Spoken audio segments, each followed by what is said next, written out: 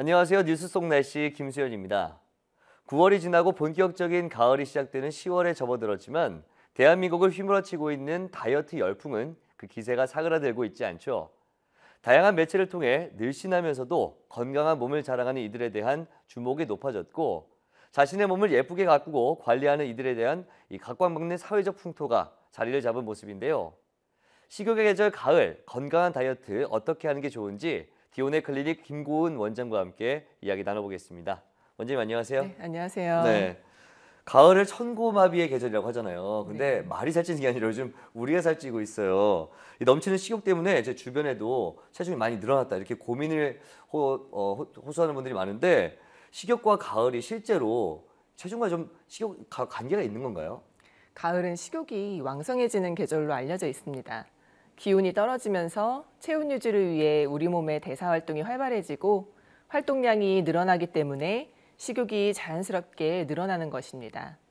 무더운 여름철에는 더위에 지친 만큼 입맛도 떨어지게 되지만 날씨가 선선해지면서 차츰 잃었던 입맛도 돌아오게 되고 옷이 두꺼워질수록 몸매가 감춰지므로 상대적으로 다이어트에 신경을 덜 쓰게 되면서 식사량이 점점 늘어나기 쉬운 계절이 바로 가을입니다. 네.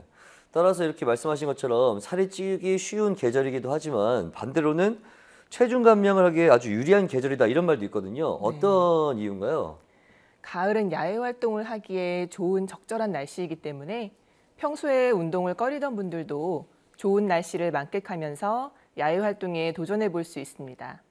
앞서 말했듯이 기온이 떨어지면서 체온 유지를 위해 기초대사량이 증가하게 되므로 오히려 평소 소비하는 에너지는 여름에 비해서 많아지게 되는 게 가을입니다. 체중 감량을 위해서는 식사 조절과 함께 유산소 운동이 필수적인데요. 걷기는 전신 운동이자 자기 체중을 이용하는 운동으로서 가장 쉬우면서도 안전한 운동입니다. 평소에 운동을 안 하던 분들은 천천히 산책하듯 걷는 운동부터 시작해서 차츰 속도를 늘리다가 익숙해지면 가볍게 뛰는 것도 좋습니다. 유산소 운동을 하게 되면 운동 시작 후 15분 정도 경과한 후부터 지방이 분해돼서 에너지원으로 쓰이기 시작하므로 한 번에 20분 이상 유지하는 것이 체중 감량에 도움이 됩니다. 운동 전후에는 충분한 스트레칭으로 전신을 풀어주어서 부상을 예방합니다. 네, 기초 대사량이 증가해서 살 빼기 쉬운 계절이다. 좀 유용한 정보인 것 같은데, 근데 이 다이어트라는 게 사실 마음처럼 되지는 않잖아요. 그래서 단기간 살을 빼는 원푸드 다이어트나 주스 다이어트 이런 거 많이 하시는 것 같은데 이게 문제가 되진 않을까요? 원푸드 다이어트의 가장 큰 문제점은 균형 잡힌 영양 섭취를 할 수 없다는 점입니다.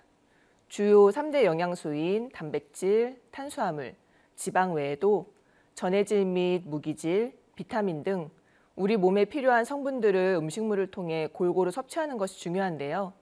한 가지 음식물만 장기간 섭취하다 보면 영양결핍이 생기기 쉽기 때문에 건강을 해칠 수 있습니다.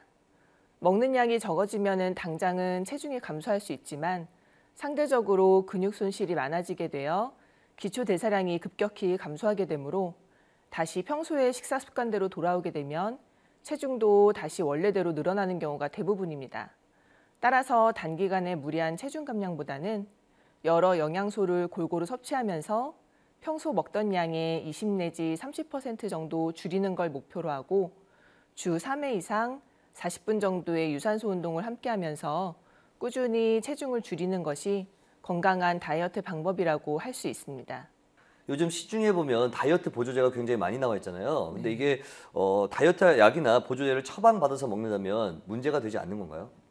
다이어트 약은 병원에서 처방받을 수 있는 식욕 억제제가 있고 그 외에 여러 보조제들로서는 대사촉진제, 포만감 증진제 등이 있습니다.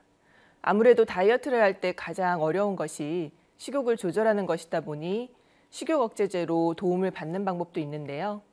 식욕 억제제는 대뇌에 직접 작용해서 인위적으로 포만감을 증진시키는 역할을 해서 식사량을 조절할 수 있도록 하기 때문에 향정신성 의약품으로 구분되어 전문의의 진료를 통해서만 처방받을 수 있습니다.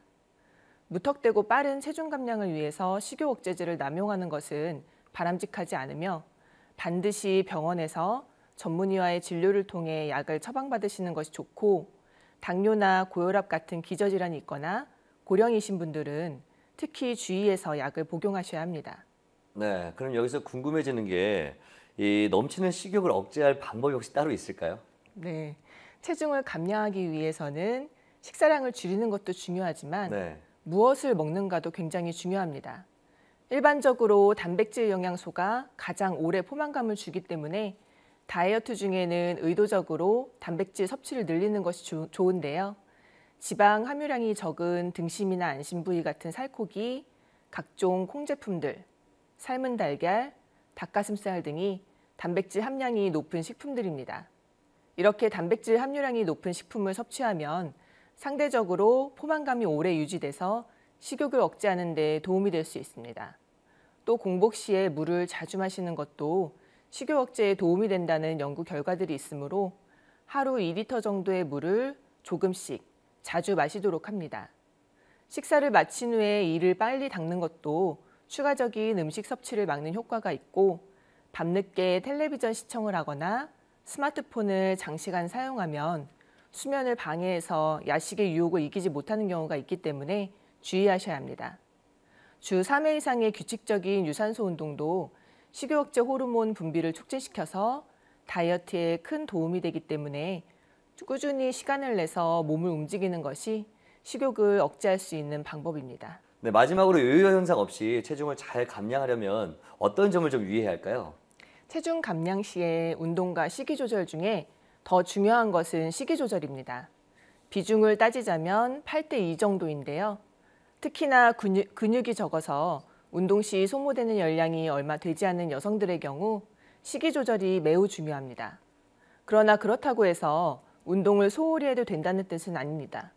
엄격한 식단 조절만으로 체중 감량에 성공할 수는 있지만 평생 그렇게 조절하기도 쉽지 않고 스트레스도 굉장하기 때문에 운동을 통해 근육량을 늘려 기초 대사량을 일정 수준 이상으로 유지해야만 감량한 체중을 유지할 수 있습니다.